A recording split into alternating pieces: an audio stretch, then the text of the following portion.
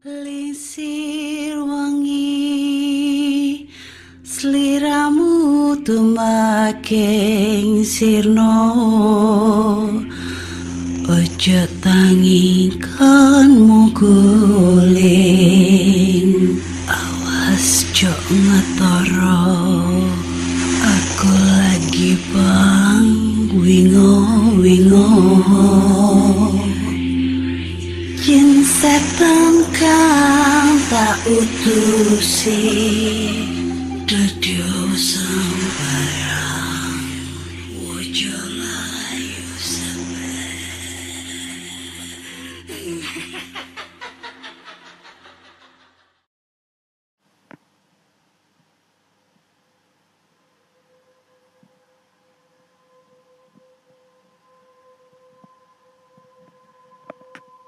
Assalamualaikum warahmatullahi wabarakatuh. Selamat datang di podcast kisah horor.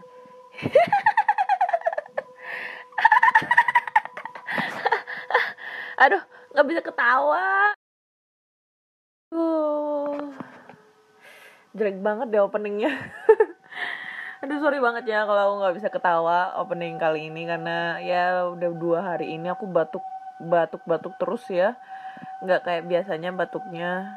Jadi maaf banget ya kalau selama nanti ada waktu perikortan aku batuk-batuk terus gitu ya, karena nggak tahu nih kenapa ya udah 2 hari ini aku batuk padahal juga nggak minum es, nggak hujan-hujanan juga ya, nggak tahu deh, malah takut kenapa-napa jadinya. Mau rapid test juga yang antigen antrinya membludak banget kayak gitu, jadi males kan kesananya. Soalnya kan kalau di bandara sama di stasiun kan murah banget itu rapid testnya. Aduh, pusing. Oke, masih bersama dengan Ana di sini yang akan membacakan cerita horor ataupun email berhantu yang sudah dikirimkan teman-teman melalui podcast kisah horor @gmail.com ataupun di DM Instagram podcast kisah horor dan DM Instagram Ana Olive.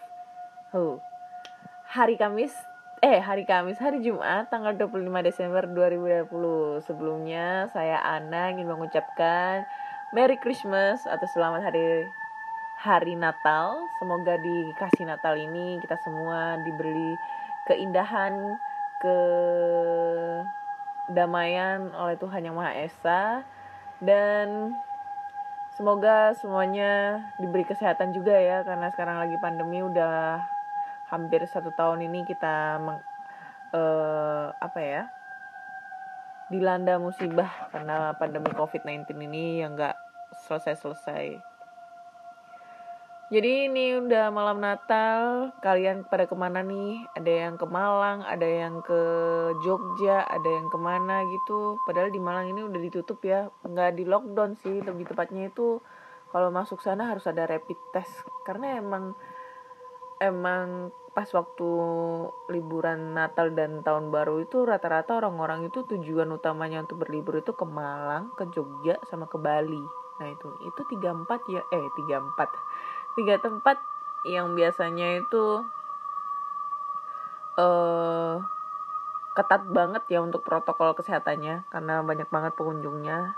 Kemarin juga aku baru pulang dari Makassar di Senin kemarin, dan untungnya pas balik ke Makassar itu untuk kewajiban untuk rapid test antigennya itu belum terlaksana. Baru malamnya itu baru diwajibkan untuk rapid test antigen. Sedangkan aku nyampe sini tuh sore gitu kan. Aku berangkat siang, nyampe sini sore. Untung banget deh. Kalau aku sampai kena itu juga nggak tahu kayak gimana ya. Soalnya banyak banget yang ketinggalan pesawat juga kemarin itu. Kasian banget. Oke, langsung aja kita cerita-cerita ya. Nah, ini aku mau sedikit cerita tentang pengalaman cowok aku kemarin. Kemarin waktu aku ke Makassar, dia sempat cerita tentang pengalamannya menjaga sebuah pabrik terbengkalai. Ya bisa dibilang sih sudah gak beroperasi lagi sejak 2-5 tahun lah kayak gitu. Jadi dia tuh bercerita, ini lokasi pabriknya itu ada di arah kota Makassar ya, tepatnya itu jalannya itu di pinggir tol gitu, deket tol. Aku kemarin sempet diajak ke sana sih ya untuk lihat lokasinya, dan emang sih ya kalau lokasinya itu terbilang agak serem sih ya. Soalnya pas masuk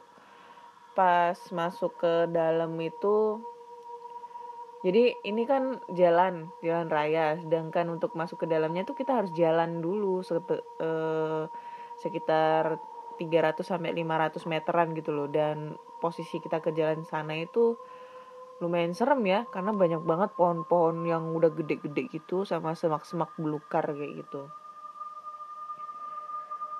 Terus dia tuh bercerita, pada saat itu dia tuh jaga di pos pabrik itu ada 3 orang, jadi dia sama temen-temennya. Nah, pada saat dia jaga, waktu itu sekitar jam 1 malam itu posisinya dia itu lagi tiduran gitu deh, tiduran di bangku panjang kayak gitu ya mungkin lagi main HP atau kayak gimana gitu kan. Terus gak lama kemudian itu kayak ada orang ngelempar kucing gitu, kayak kayak kucing dilempar gitu loh. Kalau kucing lompat itu biasanya itu nggak kayak kucing kaget kayak gitu. Kalau dilempar itu kan biasanya kucingnya kaget terus ngeong kan, ngeongnya itu kayak ngeong kaget gitu. Tapi kalau kucingnya lompat sendiri itu nggak kayak gitulah, nggak panik gitu. Nah, posisinya kucingnya itu jatuhnya itu ada di kepalanya dia, jadi langsung dia kaget gitu, kebangun kayak gitu kan. Lalu pas dia noleh ngeliat keadaan sekitar ke arah kucing yang kelempar tadi itu nggak ada siapa-siapa, sedangkan 2 temennya ini sedang asik nonton TV, jadi berlawanan arah lah gitu loh. Temennya itu nonton TV di sebelah kiri, nah posisi kucing kelempar itu ada di sebelah kanan gitu loh, sisi kanan. Lalu lagi ada cerita kedua. Nah, cerita kedua ini pada saat temennya lagi patroli keliling-keliling pabrik. Ini kan pabriknya besar banget, dan kebetulan itu pabriknya itu di bidang tekstil ya, jadi masih banyak kayu-kayu, terus masih banyak mesin-mesin, dan ya pokoknya masih banyak lah. Kemarin juga sempat difotoin area loker pegawai itu yang banyak banget itu, lokernya itu emang berserakan banget, dan masih banyak barang-barang karyawan yang ditinggalkan kayak gitu aja, kayak gitulah, kayak ibaratnya kayak udah terbengkalai banget gitu loh. Kalau sengaja dikosongkan itu nggak kayak gitu, tapi ini kayak terbengkalai kayak gitu, jadi orang-orang meninggalkan kayak gitu aja gitu loh. Jadi dia tuh patroli di area belakang pabrik gitu ya. Nah, di area belakang pabrik itu ada area kayak lapangan gitu ya. Modelnya tuh kayak ya luas banget, nggak ada apa-apa. Jadi kayak lapangan lahan kosong kayak gitu. Nah, pas dia beroperasi, pas senternya nyorot-nyorot kemana-mana, tiba-tiba itu senternya itu menyorot seekor kerbau bule. Nah, aku tuh belum tahu ya macamnya kerbau bule itu kayak gimana. Coba aku cek dulu. Apakah kayak kebo biasa gitu atau kayak gimana, aku juga nggak tahu ya. Nah, jadi itu si temennya itu kayak nemu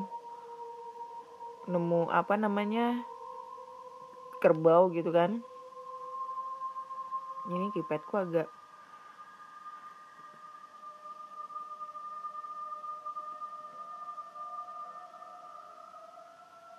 agak error keypadku. Jadi dia tuh, aku sambil cerita ya, jadi dia tuh kayak patroli biasa aja, terus tiba-tiba pas waktu dia itu menyorot-nyorot ke mana-mana senternya, tiba-tiba dia tuh kayak ngelihat ada kerbau di sana gitu kan. Nah, kerbaunya tuh katanya sih kerbau bule. Nah, aku kan nggak tahu nih kerbau bule kayak gimana. Nah, posisinya ini lokasi itu ketutupan semua, jadi tuh temboknya itu tinggi-tinggi semua gitu loh.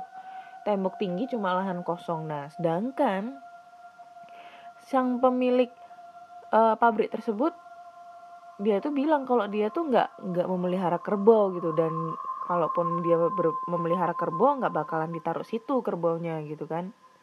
Lalu di tetangganya itu yang rumahnya deket pabrik juga nggak nggak ada yang memelihara kerbau kayak gitu. Nah, pas waktu itu dia langsung dong ngecek ke CCTV, mungkin ada, dia pikir itu kerbau warga yang lepas gitu kan masuk ke situ. Tapi kalau masuk itu lewat mana juga nggak tahu. Secara akses utamanya itu adalah pintu depan yang harus melewati pos sapam yang mereka jaga kayak gitu kan. Oh kayak gini kerbau bule. Jadi kalau kerbau bule itu tanduknya panjang banget ya. Nah pas dicek di CCTV di jam yang sama sekitar jam 1 dan sebelum jam 1 itu nggak ada yang namanya kerbau bule. Kerbau gitu loh, sosok kerbaunya.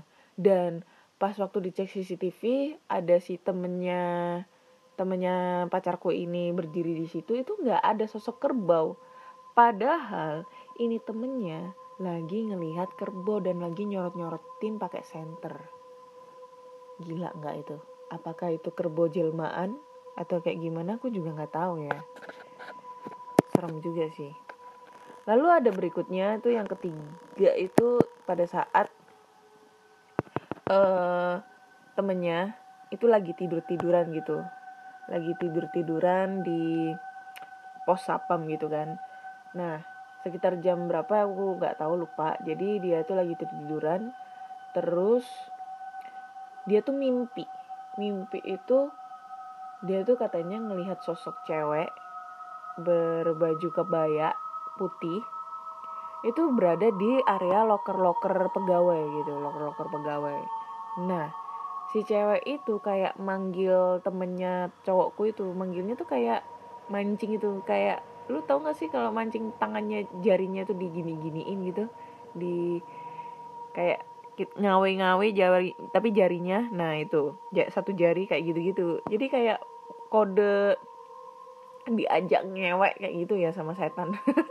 Diajak ngewek, dan itu setannya katanya cantik banget. Jadi dia ketemu sosok wanita berkebaya putih dan sosoknya tuh cantik banget, dan itu kayak sengaja manggil temennya cowokku buat kayak diajak ngewek gitu.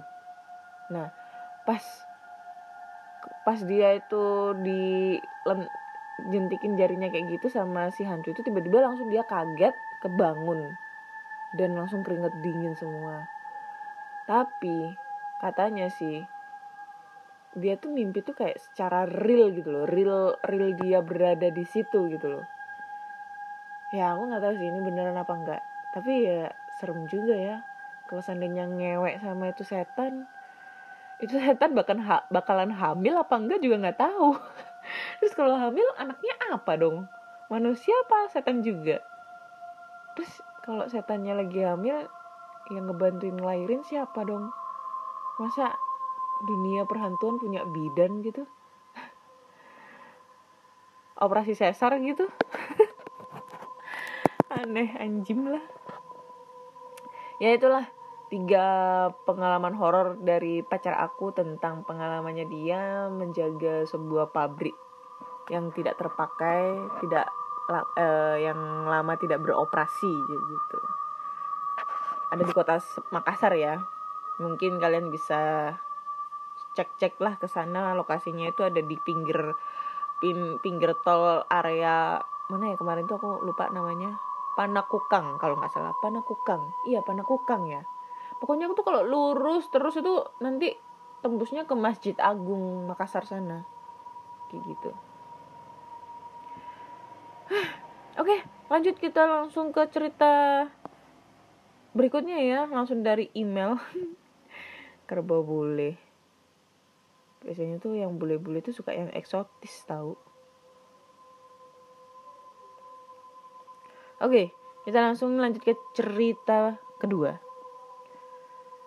Nah, cerita kedua ini datang dari Rafli. Ya, Rafli.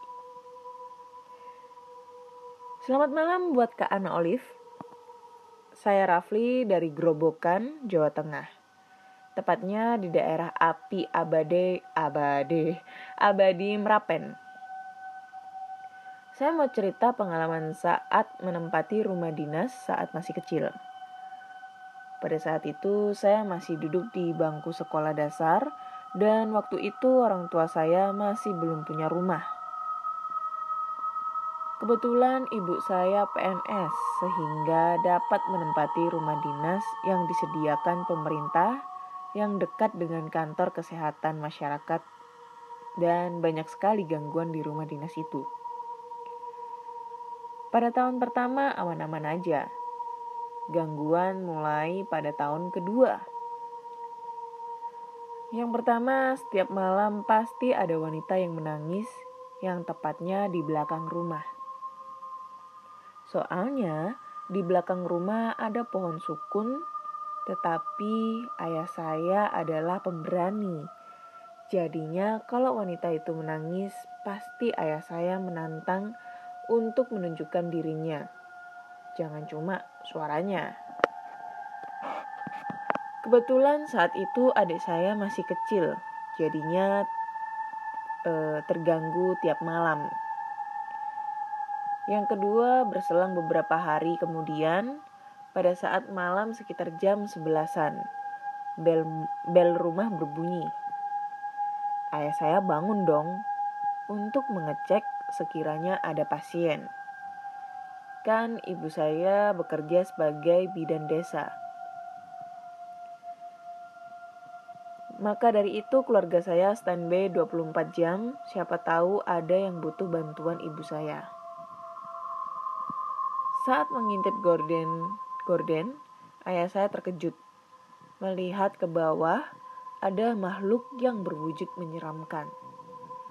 Tepatnya suster ngesot, dan kemudian ayah saya membangunkan seluruh orang rumah, kecuali adik saya. Soalnya takut kalau malam-malam menangis. Sosok tersebut layaknya suster ngesot, kayak di film, seperti sosok itu seperti pakaian suster rumah sakit pada umumnya, tapi pakai rok pendek. Kemudian pakaiannya seperti udah kusam, kotor, lusuh. Badannya basah semua, dan parahnya lagi, sosok itu mengebel pintu rumah terus-menerus kurang lebih 2 jam. Padahal bel rumah saya itu tinggi. Tangannya kok bisa sampai, padahal posisi ngesot. Semua orang rumah melihat sosok itu lewat jendela samping.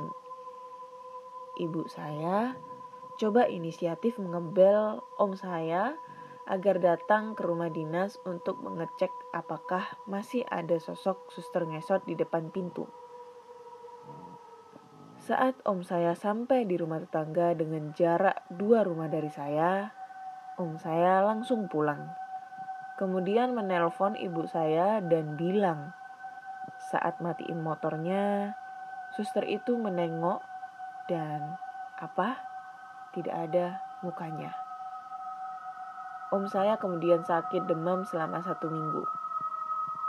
Itu pengalaman saya saat menempati rumah dinas untuk PNS bidan, dan sekarang rumah dinas itu dihancurkan. Dan kemudian dibangun puskesmas baru yang sekarang masih aktif. Sekian dari saya, terima kasih podcast kisah horor. Oke, thank you Rafli untuk ceritanya. Jadi ini ceritanya ketemu suster ngesot, tapi bedanya ini ketemunya bukan di rumah sakit, melainkan di rumah dinas kesehatan ya. Yang kebetulan ibunya Rafli ini seorang bidan gitu. Baru kali ini ya ngedengerin suster ngesotnya itu keliarannya itu di luar rumah gitu ya, di luar area kekuasaannya yang biasanya di rumah sakit.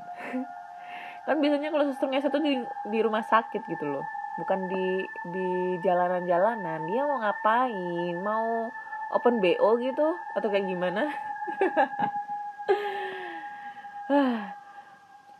ngebel pencet bel ya, maksudnya pencet bel rumah, tangannya posisinya lagi di bawah, kok bisa tangannya nyampe? Ya namanya setan, tangannya bisa manjang coy, pasti bisa manjang dia tangannya, karena bentuknya itu setan. Gak mungkin kalau manusia biasa tangan panjang, kecuali kalau dia pencuri, namanya si tangan panjang.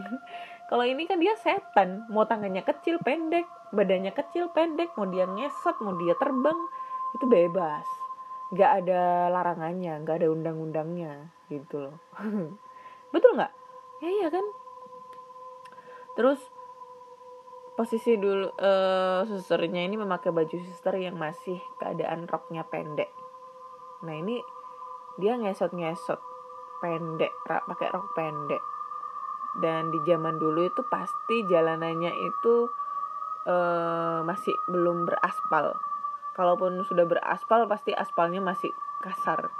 Itu kalau si suster itu ngesot apa pantatnya nggak sakit gitu? Pantatnya sakit, panas, terus mengeluarkan api kayak gitu kan. Lucu kan itu? Lucu nggak? Nggak ya? Aduh, garing pak. Beberapa hari ini aku kalau berkomentar lucu di podcast ini kayaknya garing banget deh, nggak kayak dulu-dulu. Entah kenapa ya. Suster ngesot. Ya mungkin ada pengalaman dari teman-teman horor semua yang pernah ketemu suster ngesot di rumah sakit. Sok, buruan kirim ceritanya ke podcastkisahhoror@gmail.com. Karena kayaknya di setiap daerah pasti ada cerita tentang suster ngesot ya, termasuk di Surabaya. Di Surabaya itu terkenal cerita suster ngesot itu di salah satu rumah sakit umum yang udah terkenal banget di kota Surabaya, dan itu rumah sakitnya udah rumah sakit terbesar ya. Karena ini rumah sakitnya itu udah lama banget, pada yang didirikan pada zaman Belanda kayak gitu. Selesai cerita dari Rafli. Mari kita sambung ke cerita berikutnya, cerita ketiga. Bentar.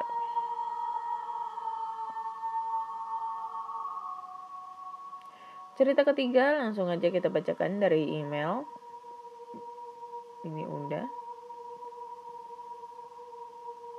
Bentar ya. Ini udah KKN. Mana lagi ya?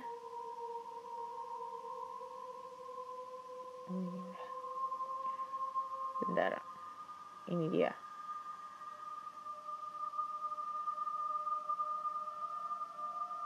Bentar ya.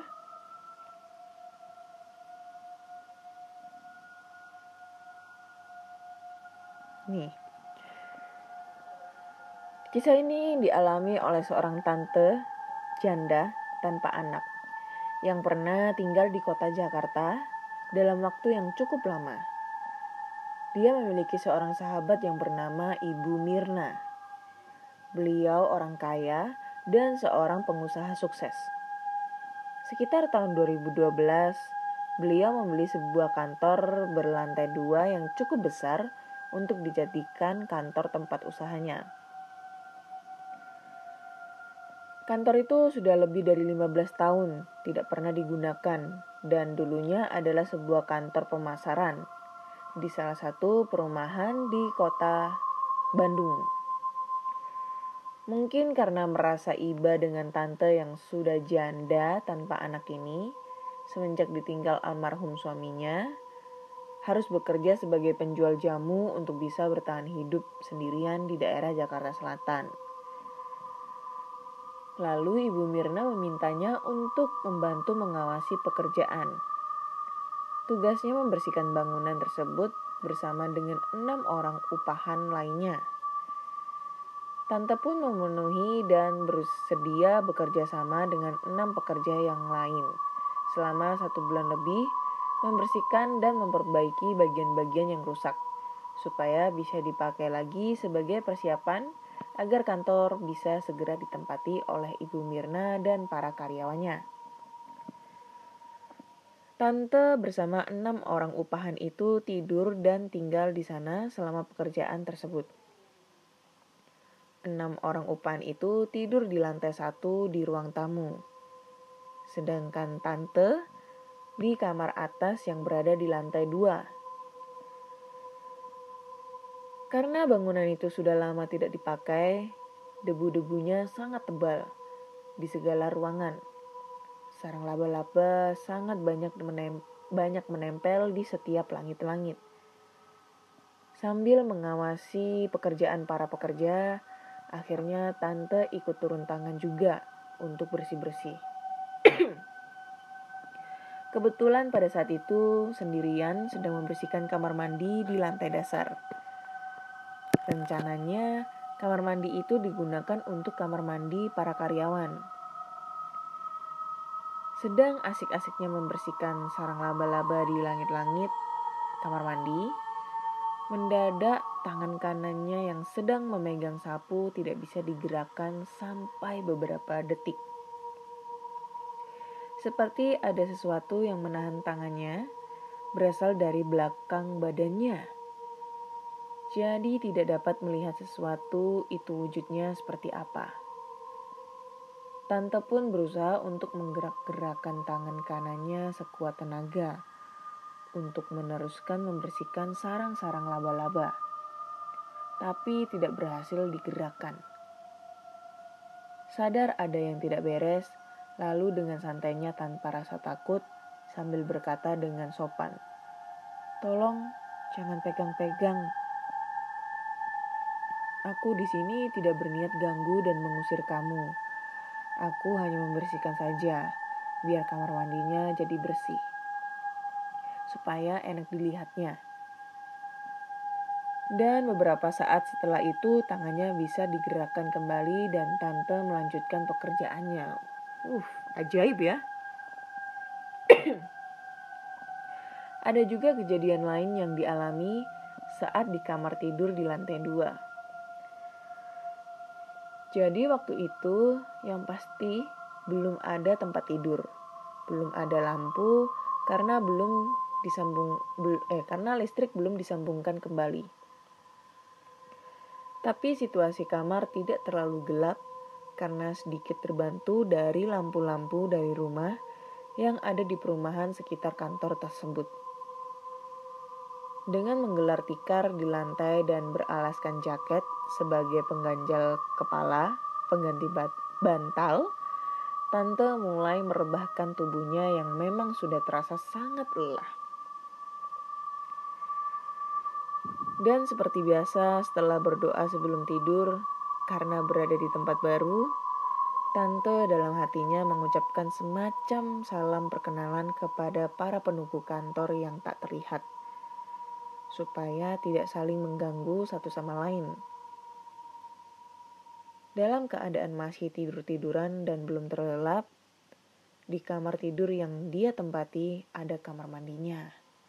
Dan dari arah kamar mandi itulah tiba-tiba datang dua sosok dalam wujud seperti kakek dan nenek mendekati dirinya. Tante tentu saja kaget dengan kehadiran mereka, tapi belum berpikir kalau mereka itu bukan manusia sungguhan, dan langsung segera duduk. Walaupun begitu, tante tetap tenang dan mengamati mereka dengan bantuan penerangan yang berasal dari luar kamar. Beliau bisa melihat cukup jelas kedua sosok tersebut dan pakaian yang mereka pakai. Kakek dan nenek tersebut berusia sekitar 60-65 tahun. Si kakek memakai semacam ikat kepala yang menutupi rambutnya. Pakaiannya seperti pendekar silat dengan celana panjang kedodoran dan congklang. Sedangkan si nenek memakai baju kebaya seperti pakaian desa. Rambutnya digulung dan sambil mengunyah sirih. Serem ini mah.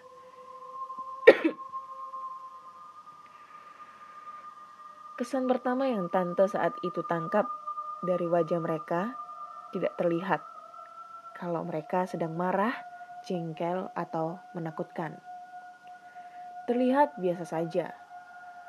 Lalu terjadilah dialog antara tante dan sosok kakek tersebut. "Kamu siapa, Nak?" tanya si kakek.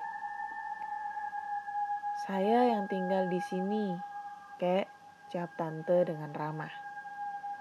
Oh, begitu ya. Tapi kenapa tidak minta izin dulu sama kakek kalau mau tinggal di sini? Tanya si kakek lagi. Mohon maaf ya kek, soalnya saya sejak dari pertama masuk ke sini belum melihat kakek dan nenek. Jadi belum sempat saja meminta izin. Tapi sekarang mumpung saya ketemu dengan kakek dan nenek, saya meminta izin dari kakek dan nenek untuk tinggal di sini. Baiklah nak, kami sudah lama tinggal di sini bersama cucu kami. Sini Neng, kakek kenalkan sama orang ini. Tante maksudnya, lanjutnya.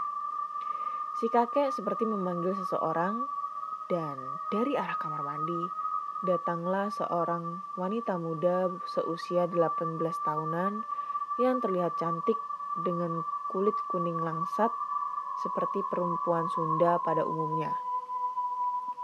Memakai baju terusan dan rambutnya dikepang. Tapi memang panjang sekali rambutnya.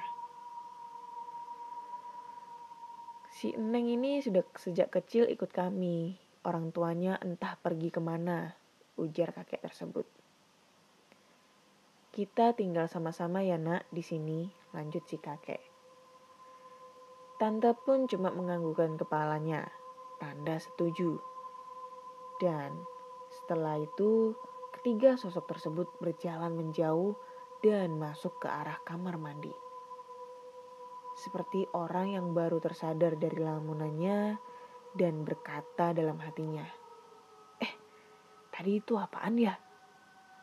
Masa ada orang di kamar mandi? Lalu tante pun berdiri dan memeriksa kamar mandi yang ada di dalam kamar tersebut. Tapi ya memang tidak ada siapa-siapa. Dan juga pintu untuk masuk dan keluar kamar mandi cuma ada satu. Tidak ada pintu keluar atau masuk yang lain. Barulah tante sadar kalau tadi dia berbicara bukan dengan manusia sungguhan. Untungnya tante tidak menjadi ketakutan dan tetap menempati kamar dan kantor tersebut hampir 2 tahun lebih tanpa ada gangguan lagi. Itulah penampakan pertama dan terakhir dari ketiga sosok yang menemuinya di dalam kamar tidur lantai 2. Sampai tante pindah dari sana dan menuju kota Yogyakarta. Thanks Kak Ana sudah dibacakan. Terima kasih podcast kisah horor. Oke, thank you buat yang tidak mau disebutkan namanya, yang pengalaman cerita dari tantenya yang ya bukan diganggu ya, ini lebih tepatnya itu kayak didateng sowan. Si tantenya ini sowan ibaratnya. Terus ditanyain nih sama yang punya rumah. Lu siapa? Kok mau tinggal di sini kok nggak izin dulu gitu. Dan yang paling serem ini, kalau aku dengar kata-kata si nenek lagi kayak gigit-gigit sirih gitu, ngunyah-ngunyah sirih itu, aduh serem banget tuh. Jadi kayak keinget zaman nenekku dulu yang suka ngunyah sirih sama yang satunya yang kayak rambut gitu yang merah-merah kayak gitu tuh loh, bikin gigi merah itu loh. Nah itu serem banget, bau sih, tapi katanya bikin gigi sehat gitu. Dan lagi muncul dari kamar mandi coy. Jadi rumahnya mereka itu di kamar mandi gitu kan. Dan dia, si hantu kakek nenek ini sama cucunya. Dan kata kakek neneknya ini, orang tuanya gak tahu kemana gitu loh. Nah, setan berarti gimana ya ceritanya ya? Mungkin nih ini adalah cucu si kakek nenek ini anak dari hubungan gelap antara kuntilanak sama genderuwo, ya kan? Hubungan gelap antara genderuwo sama kuntilanak. Akhirnya si kuntilanak hamil di luar nikah mungkin sama si genderuwo, akhirnya melahirkan lah anak yang dirawat sama kakek dan nenek ini. Sepertinya kayak gitu ya. Dosa itu ya. Janganlah kuntilanak sama genderuwo. Perzinaan itu Mbak Dini sama Mas Wowo. Gak boleh itu ya. Dan yang paling keren itu waktu si tantenya ini sadar, apaan ya tuh tadi?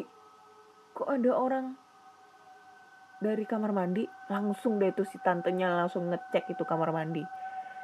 Kalau aku sih yang jadi itu ya langsung sadar, apaan tuh tadi? Ya nggak berani periksa coy, langsung pergi ke bawah aku mah. Pergi keluar, nggak mau berani periksa dan nggak mau berani tinggal di situ juga gitu loh, tidur di situ. Gila, serem coy. Tapi nih si tantenya ini keren, pemberani cuy. Janda memang selalu terdepan nih. Ya kan? Janda memang selalu di depan.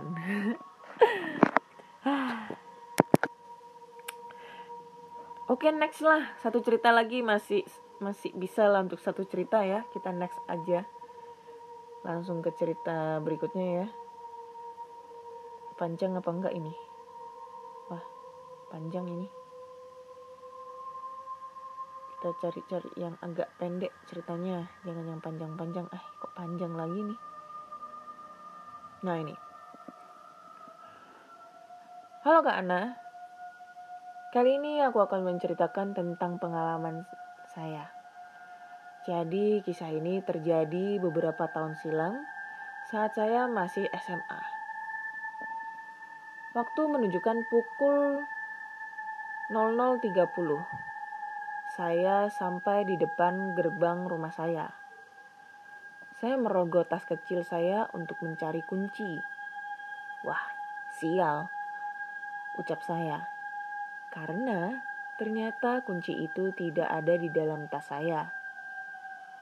Saya tinggal sama tante saya. Jadi tidak enak kalau sudah jam segitu saya masih menekan bel rumah atau menelpon rumah. Jadi saya memutuskan memanjat gerbang yang cukup tinggi. Di dalam pekarangan rumah saya langsung disambut oleh anjing saya, Millie, jenis Jack Russell. Mata tidak kuat menahan lebih lama. Akhirnya saya putuskan untuk menggelar tumpukan koran untuk dijadikan alas tidur saya di teras depan rumah. Pekarangan saya memiliki kolam ikan yang berada 5 langkah di samping saya dari tempat saya tiduran. Dan parkiran mobil yang kurang lebih 10 langkah ke depan arah gerbang. Alas tidur pun sudah siap. Saya mencari jas hujan untuk dijadikan selimut karena angin malam tidak bagus untuk kesehatan. Akhirnya saya pun sudah dalam posisi tidur. Anjing saya Millie juga tidur di dekat saya. Tidak terasa saya pun terlelap. Hingga saya akhirnya terbangun oleh suara geraman anjing saya. Masih dalam keadaan setengah tidur. Saya membuka mata saya melihat Millie sedang menggeram. Bulunya semua berdiri. Pandangan Millie tajam ke arah kolam ikan saya. Mampus. Dalam hati saya berteriak. Karena saya tahu persis apa yang sedang terjadi sekarang. Dalam hati saya perlahan-lahan pandangan Millie bergeser dari arah kolam ikan menuju ke lokasi parkiran mobil. Masih terus menggeram. Saya putuskan untuk menenangkan anjing saya dengan memeluknya. Sudah Mil, sudah. Dengan suara agak parau karena cukup syok, saya mencoba menenangkan anjing saya dan diri saya juga. Setelah kejadian itu, saya pun berdoa dan kembali tidur sampai kemudian terbangun lagi ketika pintu rumah terbuka. Dan tante saya sampai terkaget melihat saya tidur di depan. Gantung ini ceritanya. Jadi apa ini yang dilihat sama si Millie nih ya? Seharusnya nih yang cerita ini si Millie, bukan elu kali ya. Jadi aku tahu nih ya, teman-teman horor itu tahu juga apa yang terjadi di sana, apa yang dilihat Millie, setan apa yang dilihat, setan apa yang merasukimu, kayak gitu kan. Sedangkan lu nggak ngeliat tuh setannya apa, cuma ngerasa takut karena anjing lu menggeram gitu kan, karena melihat sesuatu sosok mungkin. Karena emang ya hewan itu lebih sensitif untuk melihat hal-hal yang tidak kasat mata seperti kucing, ayam, anjing juga. Anjing, enak banget ngomong anjingnya anjing gitu kan. Lalu apalagi ya, kambing mungkin ya, tapi yang lebih sering sih anjing sama kucing gitu.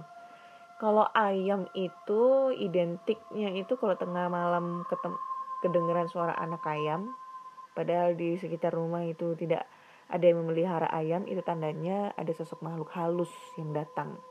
Entah itu kuntilanak, entah itu genderuwo, aku nggak tahu. Kayaknya sih kuntilanak kayak gitu. Serem sih emang kalau ada anjing yang tengah malam menggeram gitu ya. Karena biasanya kalau anjing itu menggeram, berarti dia itu biasanya ngelihat orang yang tidak dikenal gitu kan, orang asing yang tidak dikenal, ataupun sosok makhluk yang tak kasat mata yang biasanya mengancam yang mengancam nyawa si anjing tersebut atau menjaga si tuan rumah kayak gitu kan. Tapi ya sayangnya ini aku nggak tahu yang dilihat si anjingnya itu apa, entah itu kuntilanak, entah itu wowo, entah itu tuyul, entah itu babi ngepet, kecoak bunting, apa kek itu deh. Sayang banget nih. Oke, mungkin cuma segini dulu ya ceritanya. Udah banyak banget yang aku ceritain. Ada 3 cerita dari cowok aku tentang pengalamannya diganggu hantu pada saat jaga di pabrik terbengkalai. Ada lagi cerita dari si Rafli tentang pengalamannya keluarganya diganggu suster ngesot di rumah dinasnya. Ada lagi cerita dari yang tidak disebutkan namanya tentang pengalaman tantenya diganggu penghuni kantor. Lalu yang terakhir adalah pengalaman dari salah satu pendengar podcast kisah horor yang menceritakan tentang anjingnya menggeram marah karena melihat sosok yang tidak terlihat seperti itu. So, bagi kalian yang mempunyai cerita horor, kalian bisa langsung aja kirim cerita kalian ke podcastkisahhoror@gmail.com ataupun Instagram podcast kisah horor dan DM Instagram Ana Olive. Dan jangan lupa podcast kisah horor sudah bisa didengarkan di Spotify, Google Podcast, Apple Podcast, dan Anchor. Jangan lupa klik tombol follow agar kalian selalu update tentang cerita horor terbaru. Dan podcast kisah horor juga sudah bisa didengarkan melalui YouTube. Kalian bisa langsung search aja di YouTube podcast kisah horor. Jangan lupa subscribe, like, comment, dan share. Dan di situ juga ada video-video lama aku explore tempat terbengkalai, karena sekarang kayaknya aku sudah nggak explore lagi kayak gitu ya. Dan sebentar lagi akan memasuki tanggal 26 Desember 2020. Sebelumnya saya mau mengucapkan terima kasih teman-teman, selamat merayakan hari Natal. Semoga kita semua diberi kedamaian oleh Tuhan Yang Maha Esa. Dan aku mau mengucapkan nih, selamat ulang tahun, happy birthday buat cowok aku yang tanggal 26 Desember ini. Dia berulang tahun gak usah disebutin lah umurnya berapa, nanti ketahuan. Jadi selamat ulang tahun sayang, Cile. Semoga panjang umur, sehat selalu, dilancarkan rezekinya. Dan selamat ulang tahun buat teman-teman horor semua yang berulang tahun pada tanggal 25 Desember dan 26 Desember. Semoga kalian semua dilancarkan rezekinya, diberi kesehatan selalu, dan setia ngedengerin podcast kisah horor, Cile. Kenapa aku ngucapin di sini? Karena pasti cowok aku ngedengerin podcast aku. Oke, terima kasih teman-teman sudah mendengarkan podcast kisah horor di episode 68. Nantikan podcast kisah horor di episode 69 di minggu depan. Thank you guys.